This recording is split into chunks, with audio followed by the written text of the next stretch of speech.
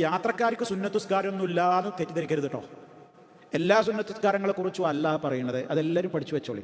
യാത്രക്കാർക്ക് സുന്നത്തുസ്കാരമല്ല എന്ന് പറയുമ്പോൾ ആരും രാത്രി നിസ്കാരമൊന്നും ഏർപ്പെടുത്തരുത്. അത് ഫർദ് നമസ്കാരങ്ങളുടെ മുമ്പും പിറകെയുമുള്ള റവാത്തിബ് സുന്നത്തുകളെ കുറിച്ച് മാത്രമാണ്. അതിൽ തന്നെയും സുബഹിയുടെ സുന്നത്ത് ഒഴിവാണ്. അത് നബി ഒരിക്കലും ഒഴിവാക്കിയിട്ടില്ല. സുബഹിന്റെ മുമ്പുള്ള 2 റക്അത്ത് സുന്നത്ത് നബി ഒരിക്കലും എന്ത് ചെയ്യാറില്ല, ഒഴിവാക്കാറില്ല. ഇത് ഒഴിവാക്കൂല. ഏത്?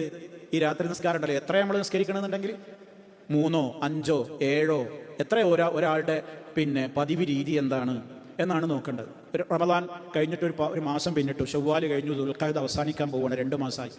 നമ്മൾക്കിപ്പോൾ അതിനോടുള്ള ഒരു നിലപാട് എന്താണ് എന്നൊക്കെ ഞാനും ഈ കേൾക്കുന്ന നമ്മളെല്ലാവരും ഒന്ന് ചിന്തിക്കുന്നത് നല്ലതാണ്. നമ്മളിപ്പോൾ എത്ര നിസ്കരിക്കലുണ്ടോ, അതങ്ങനെ ഒരു പരിപാടി ഉണ്ടോ ഒക്കെ ഓർക്കുന്നത് നല്ലതാണ്. എന്തിന്? വേറെ ആരുടെയും കാര്യങ്ങളെക്കുറിച്ച് കുറ്റപ്പെടുത്താനല്ല, എൻ്റെ കാര്യം ഞാൻ നോക്കാൻ, ആ നിലക്കാ പറയുന്നത്. അപ്പം അങ്ങനെ എന്തെങ്കിലും കാരണത്താൽ ഇത് പോയാൽ അതാണ് പോയിക്കോട്ടെ എന്ന് കരുതരുത്. അതപ്പോൾ ഞാൻ പറഞ്ഞു വരുന്നത്, മുസ്തഫായുടെ ചര്യ എന്താണ്? ഏതെങ്കിലും കാരണവശാൽ അവിടുത്തേക്ക് ഈ നിസ്കാരം ഒഴിവായാൽ 12 റക്അത്ത് അവിടുന്ന് വീണ്ടെടുക്കാറുണ്ടായിരുന്നു. അപ്പോൾ 11 നിസ്കരിക്കുന്ന നബി എന്ത് ചെയ്യും? 12 ആക്കും. അതെന്താ കാരണം? രാത്രി നിസ്കാരം ഒറ്റയായിട്ടാണ് അവസാനിപ്പിക്കുന്നത്.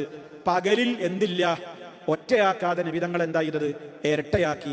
അതുകൊണ്ട് ഇപ്പൊ നമ്മൾ 1 നിസ്കരിക്കണോ, 2 നിസ്കരിച്ചോ? 1 ആണോ നിങ്ങളെ പതിവ്? എന്നാ 2 ആക്കുക. 3 ആണോ പതിവ്? എന്നാ 4 ആക്കുക.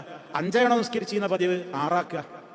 ഇങ്ങനെ ഇരട്ടയാക്കിയിട്ട് അത് വീണ്ടെടുക്കണം നബി സല്ലല്ലാഹു അലൈഹി വസല്ലം നമുക്ക് പഠിപ്പിച്ചു തന്നു. അപ്പൊ അങ്ങനെ മറന്നു എന്ന് വിചാരിച്ചിട്ട് നമ്മൾ എന്ത് ചെയ്യരുത്, നഷ്ടപ്പെടുത്തരുത്.